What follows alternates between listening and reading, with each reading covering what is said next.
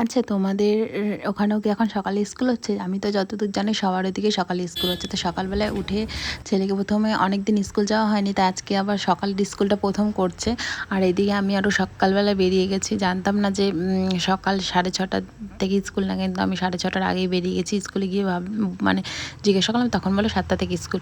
আর ততক্ষণ বসেছিলাম, ততক্ষণ আমি এই মানে জামা কাপড় কাচবে তার জন্য জামা কাপড় কমফর্ট এগুলো কিনে নিয়েছিলাম। আর তারপরে একটু পরে দুটো বাচ্চা এসেছিলো, ওরা এসে মানে খুললো স্কুলটা, গেট খুললো। তারপরে ওকে নিয়ে আমি উপরে বসালাম, অনেকক্ষণ বসেছিলাম, যতক্ষণ না স্কুল শুরু হয়েছে ততক্ষণে বসে থাকি। তারপর বাড়ি এসে দেখো ওয়েদারটা তোমাদের দেখিয়ে নিচ্ছি। আর আমার ঘরের অবস্থা একদম দেখতে পাচ্ছ, নাজেহাল অবস্থা। এবার আমার ঘরটাকে গোছাতে হবে, বিছানার চাদরও চেঞ্জ করতে হবে। আর ওই যে জামা কাপড়গুলো দেখতে পাচ্ছ, ওইগুলো ব্যাগটা নিয়ে গেছে বলে জামা কাপড়গুলো ওইখানে আমি ভুর করে রাখা আছে, ওইগুলো সমস্ত ভাঁজ করতে হবে। আর এবার আমি সমস্ত কিছু ভাঁজ করে নেব। তোমাদের একটা জিনিস দেখাই, একটা কাগজ দেখাবো, ওর মধ্যে না আমি ঠাকুরের নাম লিখে 108 বার করে, যে কোনো ঠাকুরের নাম, যেমন জয়মা মনসা, জয়মা শীতলা, তারপরে হর হর মহাদেব, তারপরে হলো জয়মা তারা।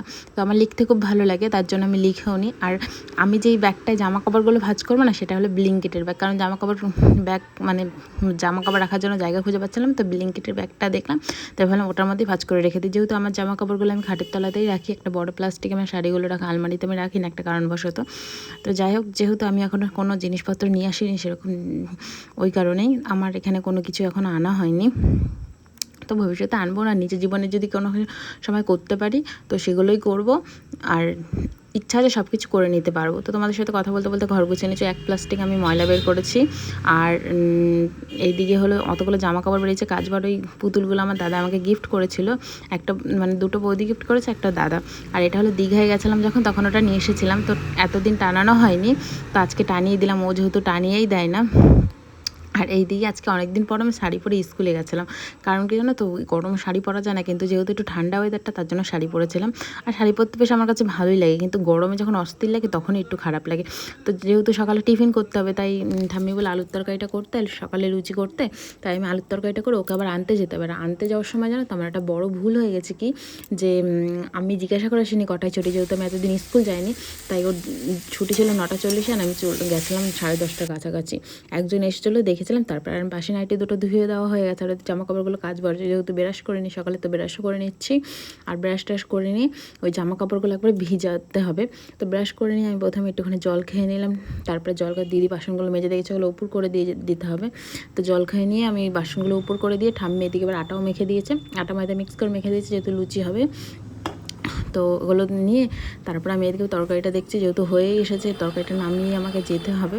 আলুর তরকারিটা জানো তো খুব টেস্টি হয়েছে, মানে মিষ্টি ঝাল হয়েছিল। আমি আবার একটু ঝালটা বেশি খাই, এই বাড়িতে যেহেতু ওরা ঘটি, যেহেতু মিষ্টিটা ওরা বেশি খায়। তো তারপরে ছেলেকে নিয়ে এসে ওকে লুচি করে দেওয়া হয়ে গেছে, আর যেহেতু ঠাম্মি রুটি খাবে, তাই ঠাম্মির জন্য রুটিগুলো করে দিচ্ছি। ঠাম্মি বেলে দিয়েছে, শুধু আমি একটু সেঁকে দিচ্ছি।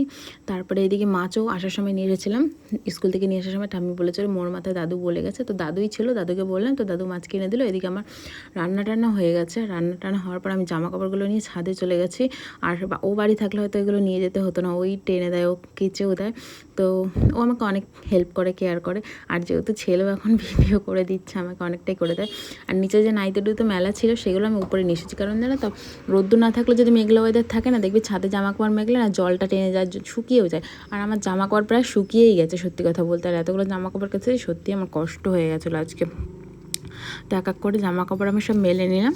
এবার দুপুরের পর এবার আমি একটু খাবো। সকালে এখন আমি একটু খাবো, খেয়ে একটু শোবো, কারণ এখন সব কাজ বাজ হয়ে গেছে, যেহেতু এখন একটু শুয়ে নেবো, তারপরে ওটা ভাত খাবো, কারণ এখন আর আমার এনার্জি নেই, এতগুলো জামা কাপড় রান্না করে ঘরটা মুছে আমার হাতে এখন এনার্জি নেই। তো এখন আমি একটু খেয়ে তারপর একটু শোবো। তারপরে ওগুলো খেয়ে বিকেলে আমি ঘুমিয়ে পড়েছিলাম দুপুরে। তারপর বিকেলে উঠে আমি ভাত নিয়ে আসলাম, ছেলে ঘুমাচ্ছিল, এদিকে ওকে বলছিলাম খাবি তো খায়নি। আমি খাওয়ার পর তারপরে গিয়েও খেয়েছে, তারপর আবার সন্ধ্যার সময় পড়তে যাবে, যেহেতু ওর জন্য ওকে ডিম টোস্ট করে দিলাম। আর আমার ভিডিও এইটুখানি, তোমরা কিন্তু অবশ্যই যারা দেখছো একটা করে লাইক করতে পারো, একটা কমেন্ট করতে পারো, কী ধরনের ভিডিও দেখতে চাও সেগুলো বলতে পারো। তো আজকের জন্য এইটুখানি, টাটা, বাই বাই।